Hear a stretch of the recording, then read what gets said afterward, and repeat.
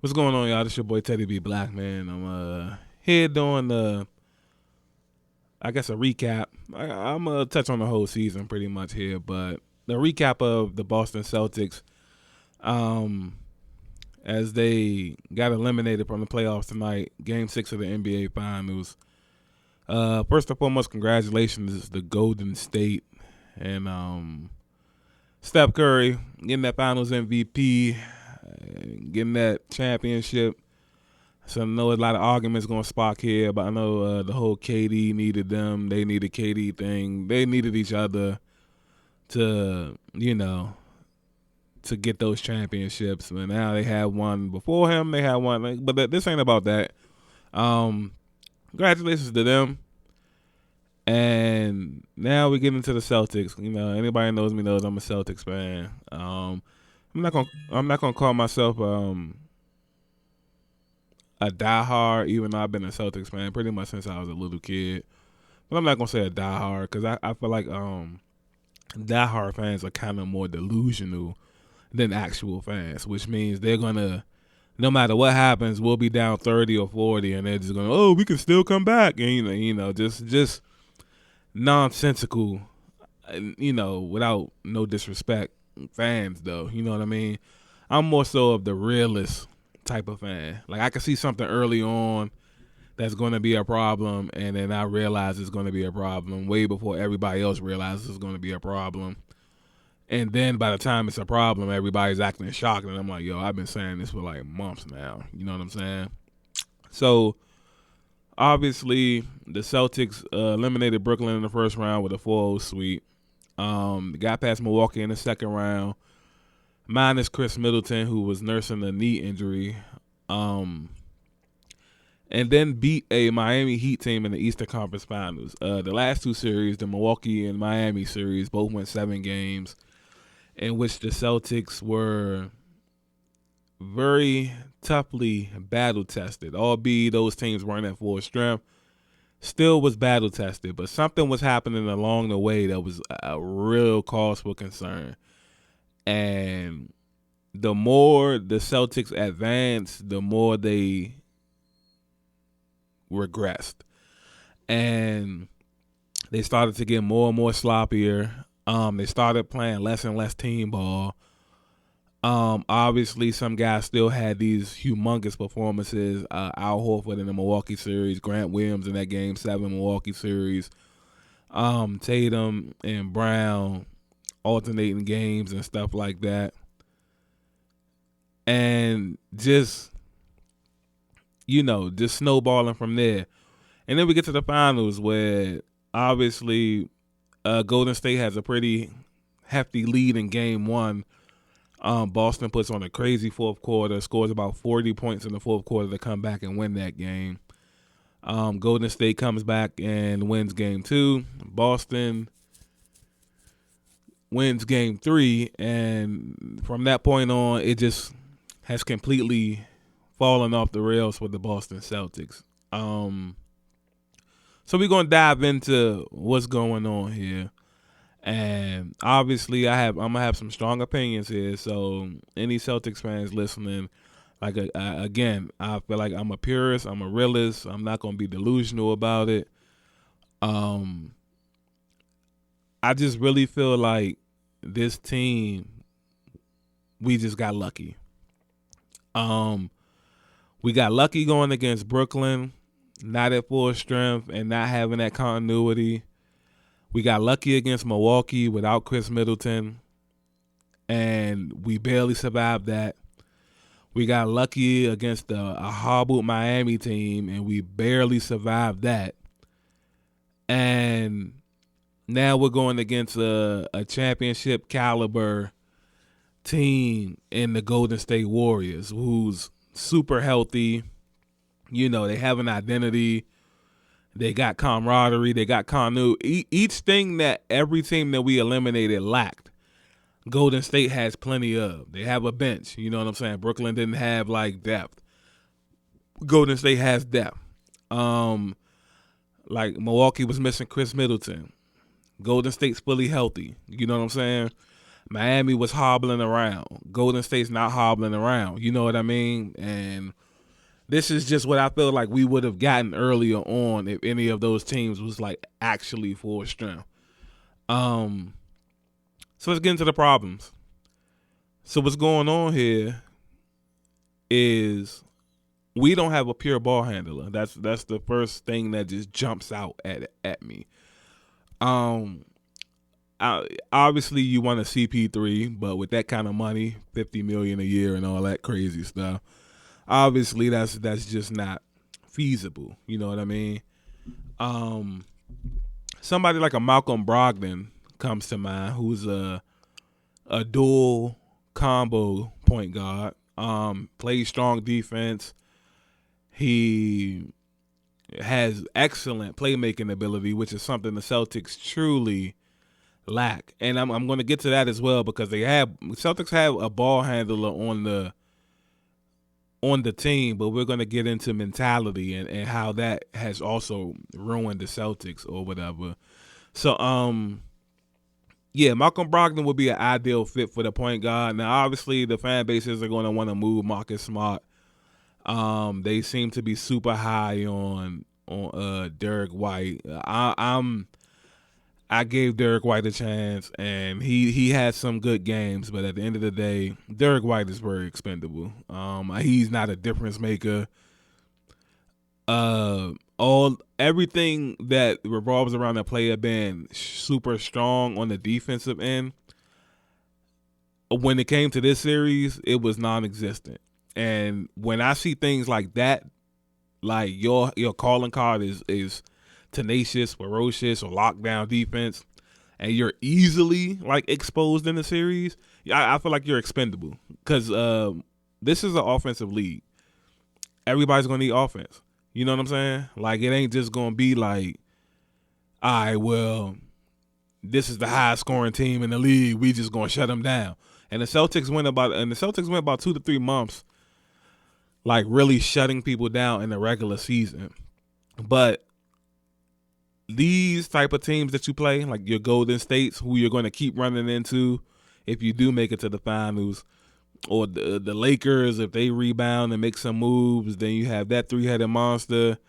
Obviously, the Clippers maybe. It just it's gonna take a extra amount of heart, talent, personality, and dedication to win a championship. And I feel like we don't have a lot of that, if any. You know what I mean? So because I'm pretty much going to lay into the stars here, I'm going to go ahead and get the playmaking thing out the way. Celtics don't have a ball handler. I said that. I was saying CP3, Malcolm Brogdon, blah, blah, blah. On the Celtics roster, the Celtics have Peyton Pritchard. Peyton Pritchard is one of the best ball handlers in the National Basketball Association, the NBA. But mentality is completely off. All Peyton Pritchard really wants to do is shoot.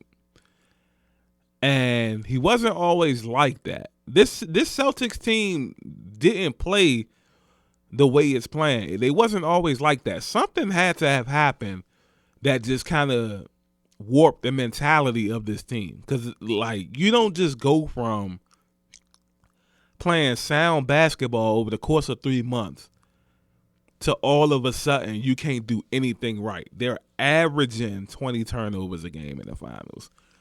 They're getting 20 turnovers a game in the finals. So that has to be 1A, 1B, first move of the offseason. Something as to what happened last year when we got eliminated from the playoffs and like the next day moves were being made. This has to be similar to that. Not exactly the next day, but within the next weekend, you know, et cetera, et cetera. Also, the Celtics need a star. They need a superstar. Jaylen Brown's not a superstar. Jason Tatum is not a superstar. Jason Tatum, I'm so disappointed in him because he really shrunk in these finals. and he really folds under pressure, and he's really sensitive, and he's really mentally fragile, and he's crying to the refs, and when he's crying to the refs, he's giving up baskets. His man is scoring because he's crying to the refs, and instead of being tough and hard body, he's flopping for calls, and he's like throwing up shots for calls, and when they're not giving him the call, now you're throwing up a wild layup, and now you're starting a fast break for the other team, and you're consistently doing that. And if it's an air ball, it's a turnover. So he has I think almost close to 100, if not 100 turnovers this whole postseason run, which has never been done in the history of this game. Never. And you got to think, how many players have been, this is the 75th anniversary year. How many players have been in the league, in and out the league? How many high-volume turnover players have we had? He has 100 turnovers in 4 rounds of basketball. And now the moment's either too big for him, or maybe Ime Udoka and the rest of the coaching staff is just asking too much for this guy. You know what I mean? Obviously, they have asked him to become a better playmaker, also with Jaylen Brown. And I know it's difficult because those guys aren't used to handling the ball. Marcus Smart, who was supposed to be a true point guard, doesn't do well either, and he just has these mental lapses where he feels like he just out of nowhere he has to shoot the ball, and he's not a shooter. Marcus Smart is the defensive player of the year. I like it. Love the energy. A lot of fans think he's the heart and soul of this team. I'm not against trading Marcus Smart. If it's going to get you a pure point guard, I'm not against. Obviously this is Brad Stevens and not Danny Ainge anymore, but Danny Ainge, towards the end of Danny Ainge's tenure, as you can see, we rotated through so many point guards, and I feel like we just keep having to do that until we can find one. I'm so with that. Like, it went from, drafting Marcus Smart 8 years ago, and then it turned into like, Isaiah Thomas, and then that turned into like Kyrie, and then that turned into Kemba Walker, and now it's let's give Marcus Smart his. Like, I'm with every other season. We just keep trying these because we need a point guard. You're not going nowhere without a point guard. The Bucks won the championship last year. They have Jrue Holiday. Warriors won the championship. They have Steph Curry, one of the greatest of all time. Unless you're a LeBron-led team, and even he had Kyrie one year.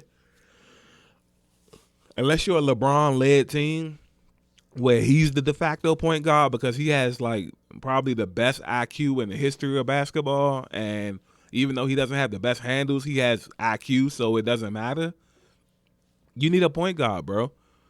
You're not gonna get nowhere without somebody who can, like, pick out mismatches, set people up, not turn the ball over, not be immature and make boneheaded plays. Stop all that flopping. And yeah, it just comes down to that. But Jason Tatum is very immature. I don't think that's something that can change. So that's why I'm a little worried about him. You know what I mean? It's simple. It comes down to that killer instinct mentality. I don't think you can learn a mentality. You either have it or you don't. Skills, you can learn. You know what I mean? If Tatum wants to, Tatum can learn how to become a playmaker and not get so many turnovers. He can learn that if he wants to.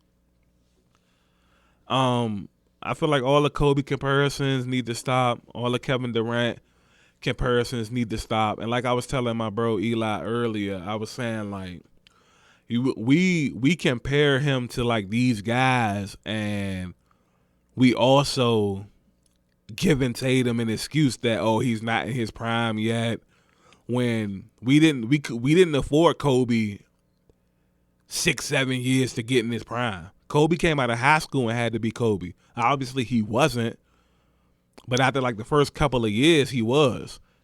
It didn't take Kobe 5-6 years to become Kobe. You know what I'm saying? And then same thing with Kevin Durant. Kevin Durant almost won the scoring title like his rookie year. You know what I'm saying? Like these guys are coming in. Like LeBron, we didn't afford LeBron 6-7 years to become like the best player in the league. LeBron had to come out of high school and beat King James. So that's why I really don't buy like, oh, well, you don't hit your prime till 27, 28 and all. Like, nah, this is what we're seeing now is what we're going to be seeing. You know what I'm saying? Like, this is the prime. But that's just my opinion. Everybody can feel different about it. But the wins and losses, it just doesn't. It just tells the story. You know what I mean? So yeah, that's about it on that one. Jaylen Brown,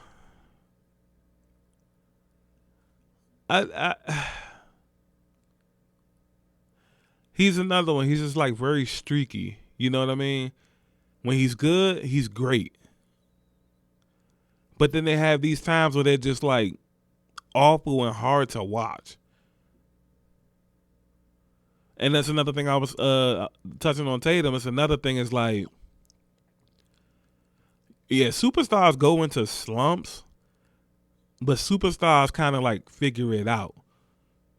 Like Tatum has literally been slumming like this whole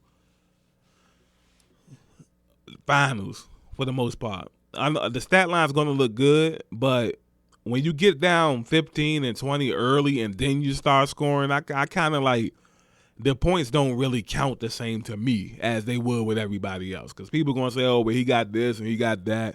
And it's like, yeah, he waited too long to get going. Now you're comfortable. Like, they say like what's the cliche? The cliche is like, never judge a man when he's comfortable, but judge him when his back's against the wall and stuff like that. This is the perfect sample size of games, a 6-game series in the finals, all the pressure on you, extra media, extra people viewing you, talking to you all the time. This is the perfect sample size to like get a real good synopsis on this team. And this team completely and utterly folded under pressure. And it's not just the players, because I feel like Ime Udoka folded as well. He was getting out-coached, you know what I'm saying? He doesn't have control of this team as we thought he did. You know what I mean? Like, when you need to have control, you don't have it. So it's no point in having it. You know what I'm saying? Like, this is what you're ultimately trying to do. Obviously, he's a rookie head coach, so, I'm going to give him a ton of slack. Coaches is a little different than players, so it might take a coach a little while to get things going. You know what I'm saying? As far as the offseason goes, I'm just gonna wrap up here. I've been talking for almost 20 minutes. I'm gonna wrap up. As far as the offseason goes, Celtics have some important decisions to make. Al Horford, who is due $26 million, I believe, which is almost a max contract. Hell of a run. He's been productive this year. We wouldn't have made it this far without Al Horford, but it's time to move on off that contract. Let's get a John Collins in there or something. I'm just saying, I don't know who exactly to get in there, but I'm just saying. But it's been a ride. Appreciate it. It's a good story. It's cute. It's fun. Time to go build a championship team, Brad. This ain't it. You know what I'm saying? Now with some maneuvering and some salaries, they will have a max contract opening up. I don't know if any max free agents outside of Zach LaVine. I don't know who else is a free agent, but I guess you can trade. I think Bradley Beal is also a free agent. So that the link to Tatum. I'm in on bringing in Bradley Beal for more reasons than not, but the only red flag that I have about bringing in a Bradley Beal is that I'm just still not sold on Tatum. and that would be like bringing in his best friend, and then eventually you'll have to trade Tatum or somebody. You know what I'm saying? Like I don't know. I'm just not completely sold. Like Tatum is a good piece here. Obviously he's productive, but you got to have something else to be a championship contender. And if I gotta follow the guideline of, all right, well, let's give him another 3-4 years. Like, who wants to be a fan of a team like that? You know what I'm saying?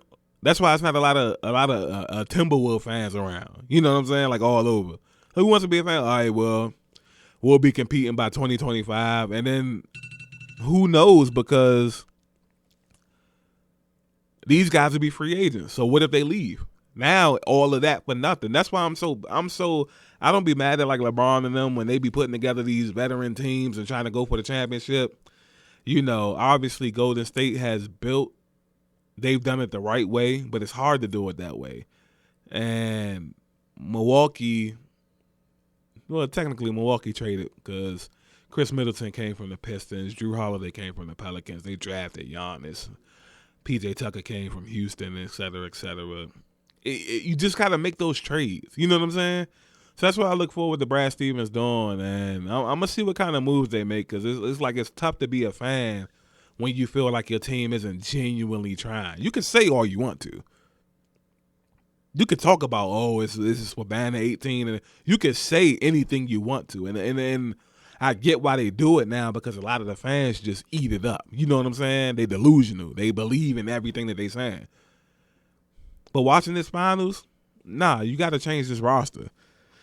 I'm open to moving Tatum and or Brown if you bringing in like credible veterans. Like maybe if I'm open to bringing in a Damian Lillard. I'm open to bringing in Bradley Beal. I'm open to bringing in like stars. You know what I'm saying? And I'm just, maybe I'll change my mind a little as we get closer to basketball season on the swing. This is just in the heat of the moment. Disappointment of losing and whatnot.